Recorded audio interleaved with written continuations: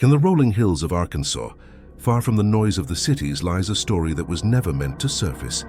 A story that was whispered about in kitchens, buried in court records, and passed down in fragments of gossip. A truth so disturbing that generations tried to erase it. It is the story of a daughter who bore her father's heir. This isn't fiction. It isn't folklore. It is a piece of America's forgotten past, a story of silence, power, and betrayal that unfolded in the shadows of rural life. For decades, no one dared to speak it out loud, but history has a way of clawing its way back into the light. Tonight we are opening a forbidden archive, one that forces us to confront a question most people hope never to ask. What happens when the person sworn to protect becomes the very one who destroys? This is Arkansas's forbidden truth. But to understand how a secret like this could survive for so long, we have to step into Arkansas as it was, a world of isolation, silence, and shadows. Arkansas in the early and mid-20th century was a place suspended between time and tradition. The state was largely rural, dotted with small farming towns, dense forests, and dirt roads that led into communities where everyone knew each other's name and every family's secret. Life here moved slowly. Technology and modernity were late to arrive, and when they did, they were often resisted. What mattered more than progress was survival, and survival meant staying close to your land, your faith, and your bloodline. In these isolated valleys, poverty was not just common, it was expected. Families survived on subsistence farming, corn, cotton, or whatever the soil would allow. Children worked alongside their parents, not out of choice but necessity. Church sermons and strict religious rules acted as the guiding compass of daily life. There was little room for questioning, and even less room for stepping outside the invisible boundaries of tradition. This environment bred silence. Scandals, if they arose, were rarely spoken about openly. Instead, they became whispers traded in kitchens, muttered behind closed doors, or buried entirely beneath the weight of keeping up appearances in communities where reputation meant survival, where being cast out could mean social death. Families went to great lengths to conceal what should never be revealed. The backdrop of Arkansas was one of contradictions, warm hospitality on the surface, but deep undercurrents of fear and secrecy. Women in particular bore the burden of preserving family honor. To speak against a father, a brother, or even a husband was unthinkable, for it could destroy not only her standing, but the entire family's. And so silence became inherited, passed from mother to daughter like a painful legacy. Psychologically, this created a dangerous dynamic. The very people meant to be protectors, fathers, uncles, older brothers, were also the ones who held unchecked power. In a society that discouraged outside interference, that distrusted lawmen and outsiders, and that treated family matters as private business, violations could and did happen in the shadows. Yet the silence was maintained, reinforced by both fear of God's punishment and fear of the community's judgment. Imagine a young girl in such a world.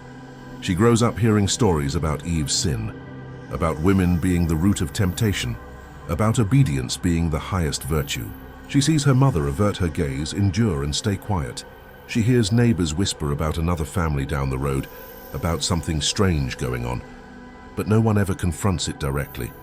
In this environment, how could she recognize that her pain was not her fault, but the result of a system designed to protect men at the expense of women? Arkansas's rural culture was marked by what sociologists call familial loyalty, the idea that the family unit comes before everything else. Breaking that loyalty was considered worse than the sin itself. Children were taught that no matter what happened inside the walls of a home, it was not to be shared with outsiders. The sheriff was often a neighbor. The preacher was often a family friend. Confiding in them risked making a scandal public. And once a scandal became public, the girl was often blamed as much or more than the man who harmed her. Economically, this silence was reinforced by dependence. Families trapped in cycles of poverty had few options. If a young girl tried to run away, where would she go? There were no shelters, no social programs, no supportive institutions waiting to take her in. To leave meant starvation, prostitution, or drifting into cities where rural folk were mocked and exploited. To stay, no matter how suffocating, at least guaranteed food, however meager, and a roof overhead. The cultural weight of religion added another layer. Southern Baptist and Pentecostal preachers thundered from pulpits about sin, hellfire, and eternal damnation. They preached submission, forgiveness, and the sanctity of family. For many women, confessing abuse meant not only shaming their family, but also risking condemnation from the church. Worse, they might be told to forgive, to pray, or to endure as Christ endured. The very institution that could have offered protection became another chain. This is the psychological and social soil in which our story takes root. Arkansas was not unique in its silence, but it embodied the extremes of rural isolation and strict cultural codes. To understand what happens next, the story of a daughter carrying her father's heir, we must first understand this world of silence. Because what happens when the protector becomes the violator? What happens when the walls of the family home, meant to shelter, instead become a prison? And what happens when a community, bound by tradition and silence, looks the other way? It is in this tension, between loyalty and betrayal, between silence and survival, that the tragedy unfolded. A tragedy that remained hidden for decades, passed along only as whispers, until it emerged as one of Arkansas's darkest, most forbidden truths. Every story has a figure who casts a long shadow. In this one, that figure was the father. In a small Arkansas community, where everyone knew each other by name, his presence was impossible to ignore. He wasn't the loudest man in town, nor the friendliest, but he carried an air of authority that few questioned. People nodded when he passed on the dirt road.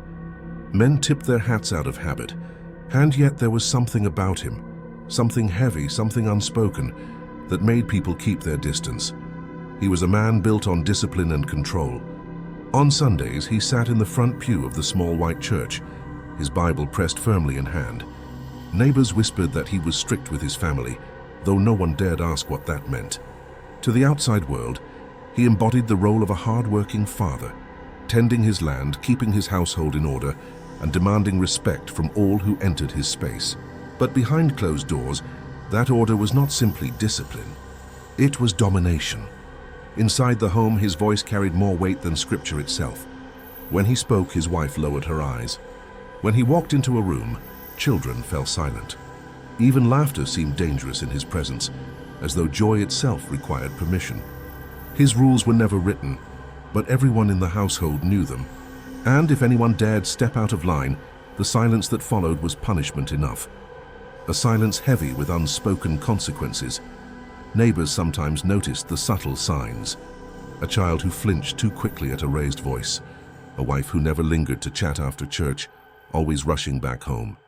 Windows of the house shuttered even in the heat of summer, as if the family lived in constant fear of being seen.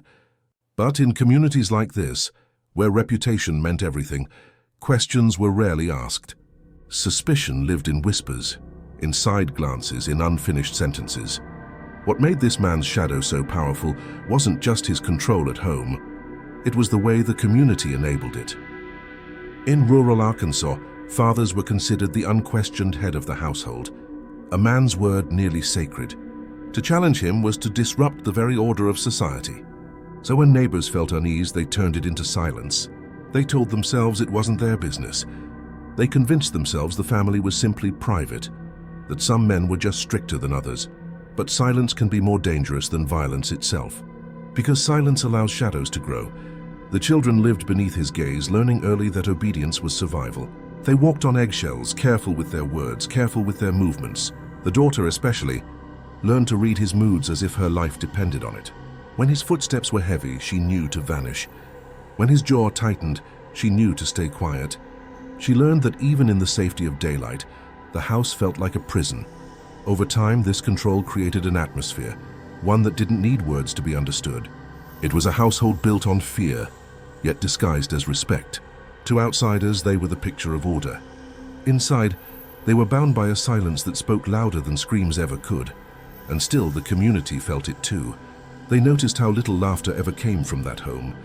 They noticed the way children's eyes never lingered on strangers, the way their mother's face seemed worn down by something heavier than work.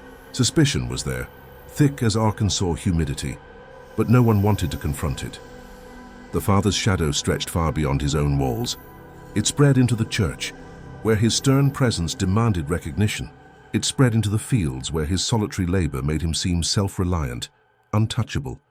And it spread into the very fabric of his daughter's childhood, where the line between protector and oppressor blurred into something she could never fully name. It is here, in this first arc, that the seeds of tragedy were sown. Because when a father becomes more than just a man, when he becomes a force that no one dares question, he ceases to be simply human. He becomes something else entirely, a shadow that consumes everything in its reach. And as neighbors whispered their unfinished suspicions, and as his family lived in the grip of unspoken rules, the truth remained buried. But the silence was only the beginning, because in the next chapter of this story, the silence would no longer just belong to the father. It would belong to the daughter herself. She was a child like any other, bright-eyed, curious, with that fragile innocence that only the very young carry. In the early years, the daughter of this Arkansas household laughed easily, at the sound of a neighbor's rooster, at the warmth of summer nights where fireflies lit the yard like scattered stars. To the outside world, she was just another girl growing up in America's forgotten countryside, where childhood was meant to be simple, free, and safe. But as the years pressed forward, something in her spirit began to change. Her laughter grew less frequent. The sparkle in her eyes seemed to dim. Those who saw her at church or passing by the dirt road noted her quietness, but attributed it to shyness or perhaps the weight of farm life. After all, in small towns like this, children often carried responsibilities far beyond their years. Few stopped to ask if her silence meant something deeper. Inside the walls of her home, unspoken tension thickened the air. A presence loomed, a father whose authority stretched beyond discipline into something harder to name. He was not merely strict, he was watchful, overbearing, as though every word she spoke, every glance she made was being measured. The daughter began to withdraw, not with loud protest, but with a quiet retreat into herself. And soon silence became her only refuge. At first it was subtle. She stopped singing along in Sunday hymns. She declined to join other children in simple games, offering only a shake of the head. Her teachers noticed her hesitation in class, how she once raised her hand, now only to lower it halfway, uncertain, as if fearful that speaking would draw the wrong kind of attention. Yet in communities like this, silence was rarely seen as danger. Instead, it was mistaken for good behavior, obedience, a sign of a well-raised child. The red flags fluttered quietly, but no one seemed to notice, or perhaps they chose not to. Neighbors would pass her on the road, her gaze fixed firmly on the ground, and dismiss it as timidity. "She's just reserved," they would murmur. Nothing wrong with that. Her mother, bound by her own chains of silence, offered no explanation, no comfort, no resistance. And so the girl's quietness became normalized, swallowed into the fabric of rural life, where questioning the affairs of another household was seen as interference. But silence has a sound if you listen closely. It's in the way a child avoids the warmth of a friend's hand. It's in the way her smile never quite reaches her eyes. It's in the pauses, too long, too heavy, when she's asked a simple question and cannot answer. For those who dared to notice, her stillness carried an unease like the heavy pause before a storm. Disturbing incidents, though never spoken of, began to carve themselves into the memory of those nearby. A neighbor once recalled how the father's voice would echo late at night, low and sharp, though the words could never quite be made out. The daughter's figure would sometimes appear in the window, motionless, staring outward, as if waiting for rescue that never came. And yet when morning arrived, all was quiet again, as though nothing had happened.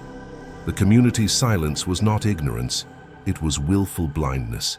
In places where tradition was stronger than truth, it was easier to look away, to tell oneself, "That's not my concern," to believe that as long as the family appeared whole on Sunday mornings, no shadows could linger behind their doors.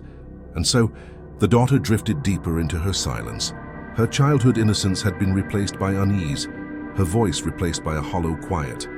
She became a figure defined not by who she was, but by what she could not say. Her world shrank to the confines of her home, her spirit pressed down by the shadow that governed it. By the time she reached her teenage years, the silence had become absolute. No more small smiles, no more glimpses of playfulness, just a withdrawn figure moving like a ghost between the duties of daily life. And then, she disappeared into the silence of her own home, Whispers in a small town move like wildfire. They begin quietly. An observation here, a hushed suspicion there, but once ignited, they spread until no corner is left untouched. It was in her teenage years that the daughter's silence gave way to something that could no longer be hidden, the unmistakable signs of pregnancy. In a community as conservative, as tightly bound by morality as rural Arkansas in the mid-20th century, this revelation was more than scandal. It was catastrophe. At first, there was denial. The family cloaked themselves in secrecy, insisting nothing was wrong, insisting she was simply unwell, that her withdrawn demeanor explained her frailty. But the truth cannot be concealed forever. Neighbors began to notice the changes, her once thin frame thickening, the way she avoided gatherings altogether. And when whispers began to ripple through the pews of the local church, there was no stopping them. For an unmarried girl to be pregnant was shame enough. But for those who dared to ask the unspoken question, who was the father? The silence that followed carried a far more horrifying answer. Some refused to believe it, telling themselves such things could never happen here, not in their town. Others looked away deliberately, unwilling to confront what their instincts screamed was true. The daughter herself remained voiceless, her silence now deafening. She neither confirmed nor denied. Her eyes lowered, her spirit fractured. To her, the weight of that child inside her body was not merely physical. It was a symbol of the prison she had never escaped. She was not only bearing life, she was bearing evidence. Evidence of the unthinkable, evidence of a truth that the community was too afraid to face. And so the whispers grew, around kitchen tables, in the back of Sunday schools, behind closed shop doors. It's her father. The words were never spoken aloud in public, but in private they carried the weight of a curse. Parents pulled their children closer, avoiding the daughter's gaze in the street. Yet no one intervened. No one reported. In a place where reputation was valued above justice, silence became complicity. When the child was finally born, the weight of symbolism was unbearable. She had carried her father's heir. That was the phrase whispered in disgust, in horror. In secret conversations no one wanted traced back to them. The baby, innocent in its very existence, became a living testament to a forbidden truth. For the daughter, the birth was both a breaking point and a cruel confirmation of her captivity. She had endured years of silence, years of isolation, and now the evidence of her suffering lay in her arms. Yet instead of compassion, she was met with shame. Instead of rescue, she was branded with revulsion. The family closed ranks. They insisted on denial, presenting the child as though its origin was not a scandal, but a mystery best left unasked. For neighbors who wondered, explanations were vague. A mistake is an accident, as God's will. But everyone knew. They always knew. And yet, they chose to bury their knowledge beneath layers of silence, as if pretending hard enough could erase the truth. The community's collective reaction was one of uneasy complicity. Shock simmered beneath the surface, but no one dared confront it openly. To do so would mean unraveling not just one family's secret, but the entire town's sense of moral order. It was easier to whisper than to act, easier to avoid eye contact than to intervene. For the daughter, the forbidden birth was more than a moment in her life. It was the sealing of her fate. She was no longer simply the silent child of a domineering father. She was now the unwilling mother of his heir. The tragedy was complete. Her body had become the stage upon which silence, power, and taboo had written their darkest script.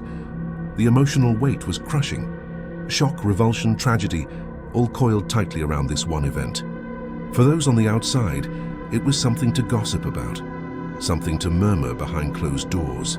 But for her, it was the culmination of years of violation, a moment that made tangible the nightmare she had been trapped in.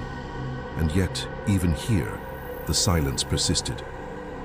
There were no protests, no confrontations, no rescue, only a daughter whose voice had been stolen long ago, now holding a child who embodied both her suffering and her survival.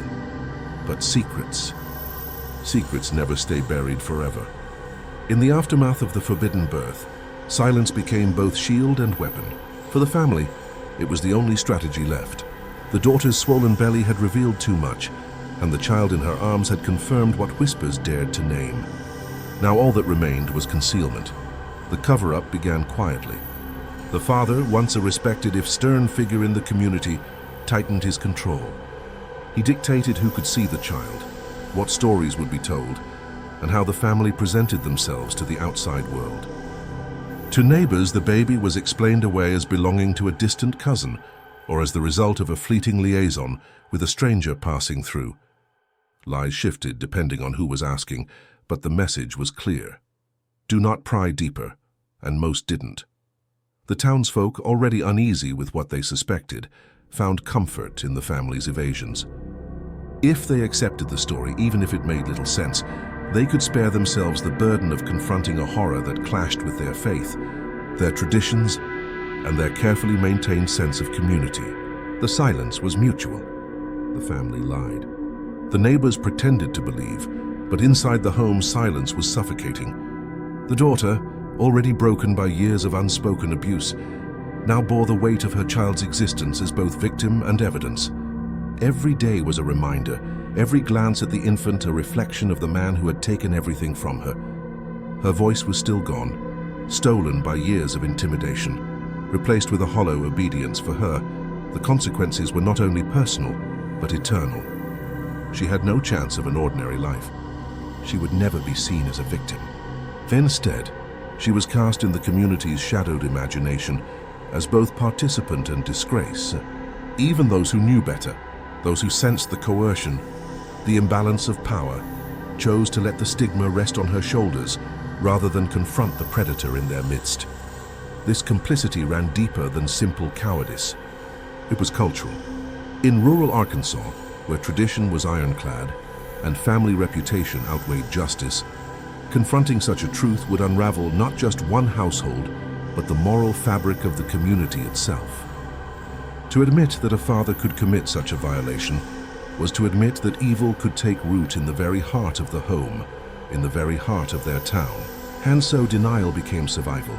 But denial came at a cost. The daughter's silence grew heavier, her isolation more complete. Her child too carried the burden, marked by whispers, glances, and the unspoken knowledge of their origin. Even in youth the shadow lingered. Other children avoided them, parents whispered warnings, and the stigma spread like a stain that no one could wash away. The family may have succeeded in concealing the truth from outsiders for a time, but they could never conceal it from themselves. Behind closed doors, the tension festered. The father's authority was absolute, but it was built on lies too fragile to last forever. The daughter's spirit, though fractured, carried silent resistance in the very act of survival. And the child, innocent yet burdened, was the living contradiction to the family's carefully constructed facade. For decades, the secret loomed like a storm cloud. It shaped the daughter's every choice or lack thereof. She did not marry. She did not leave. Her world became smaller and smaller, defined by the weight of what no one would say aloud. Every family gathering, every church service, every visit to town was haunted by the same unspoken question and the same unspoken decision to ignore it. The neighbors, too, bore consequences. Their silence chained them to complicity. Each glance avoided, each whisper suppressed, became part of a collective guilt. They told themselves it wasn't their place, that they couldn't be sure, that speaking out would ruin lives. But the truth was that silence itself ruined lives. Their refusal to act allowed the shadow to stretch unbroken across generations. And yet even the deepest secrets have limits. Time wears down silence. Whispers do not disappear. They linger, waiting for cracks in the facade. And in the American heartland, where history is often written not in books but in hushed memories, passed from one generation to the next, the truth has a way of resurfacing. The cover-up might have concealed the scandal in the short term, but its consequences would echo long after, in broken trust, in unspoken trauma, in a family forever haunted by what they had hidden, because secrets, no matter how deeply buried, never stay buried forever. For decades, the story of the forbidden birth was little more than whispers. The community had sealed its lips, the family had buried its shame, and time itself had seemed to conspire in covering the truth. But the past has a way of writing itself into the present, and even silence leaves a record. The first cracks emerged not in gossip but in paper. Old courthouse archives, once collecting dust, began to reveal inconsistencies.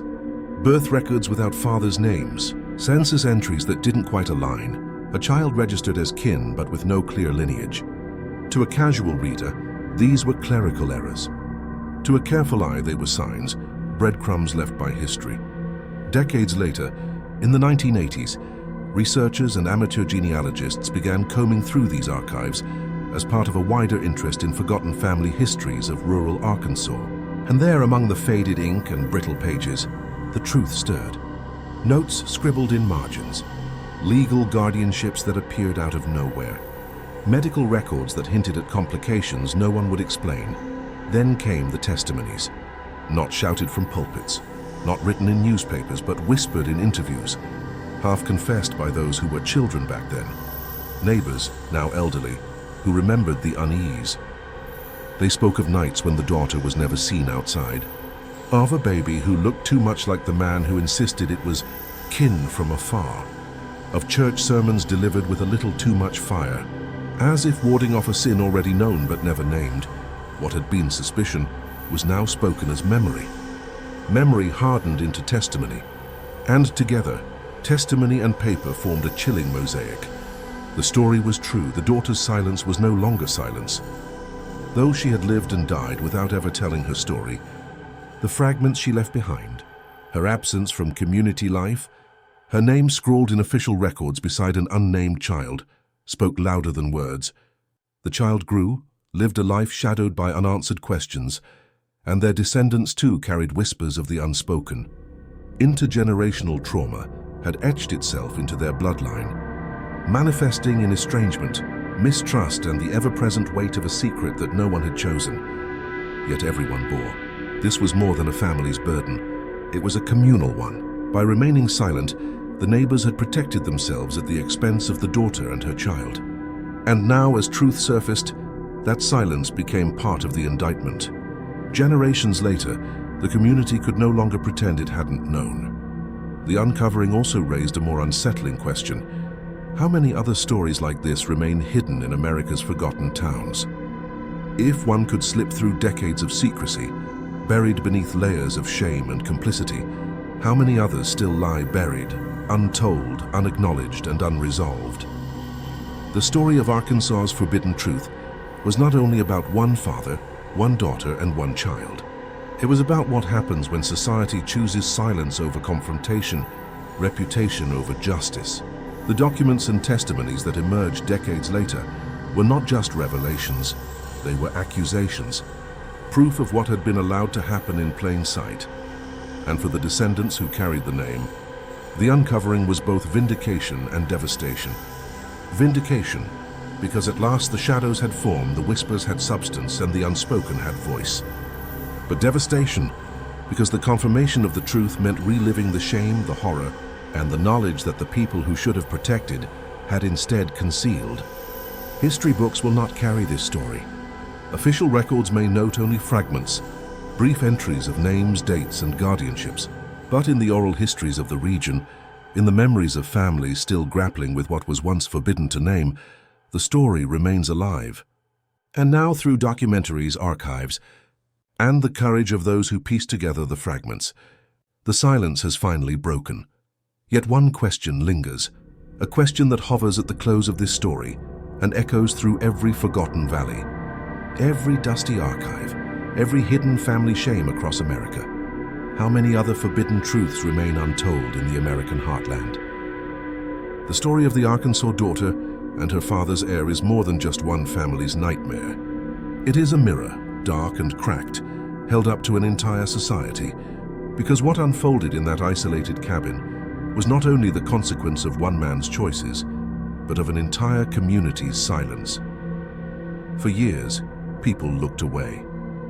They ignored the uneasy glances, the whispers, the sudden absences. They excused what they didn't want to confront, and by doing so they became part of the story, not as protectors, not as defenders of the innocent, but as silent witnesses who chose reputation over truth. And that, perhaps, is the most haunting part. The silence didn't just protect the guilty, it condemned the innocent. When we step back, we realize this story is not confined to the mountains of Arkansas, nor to the early 20th century. The pattern repeats itself across history. Families bury their darkest truths. Communities turn a blind eye to what they know but cannot accept. Entire nations write textbooks that sanitize the pain of the past, and in each case, silence becomes a weapon sharper than any blade. The Arkansas daughter's tragedy warns us about the cost of silence. It shows how secrecy can seep into the marrow of generations, reshaping destinies long after the original crime has faded. Trauma passed from parent to child, shame carried like an heirloom, distrust woven into the very bloodline. And when the truth finally breaks free, decades later, it is both liberation and devastation. Because sometimes knowing is a burden heavier than not knowing. But even so, truth is the only light that can cut through the darkness of silence. As we close this forbidden chapter, one reflection lingers. Sometimes the darkest history isn't written in textbooks. It isn't carved into monuments or preserved in museums. It hides in bloodlines and family trees, in the silences we dare not break. These stories matter, not because they are comfortable, but because they remind us that history is not just kings and wars. It is also secrets and scars, carried in whispers, buried in attics, etched into the eyes of descendants who don't even know why they carry the weight they do. So the next time you hear a whisper of an untold story, a rumor dismissed as family gossip, or a tale too dark to be spoken in daylight, ask yourself, what if it's true? What if the silence hides more than shame? What if it hides history itself? Because as this story proves, secrets never stay buried forever. They rise. And when they do, they force us to confront not only what was done, but what was allowed. And that leaves us with a haunting question. How many other forbidden truths still lie waiting, hidden in America's forgotten heartland, waiting for someone to dig them out of the silence? If you want to hear more of these forbidden histories, stories that textbooks forgot but bloodlines remember, subscribe to this channel, because we're only just beginning to uncover the shadows of the past.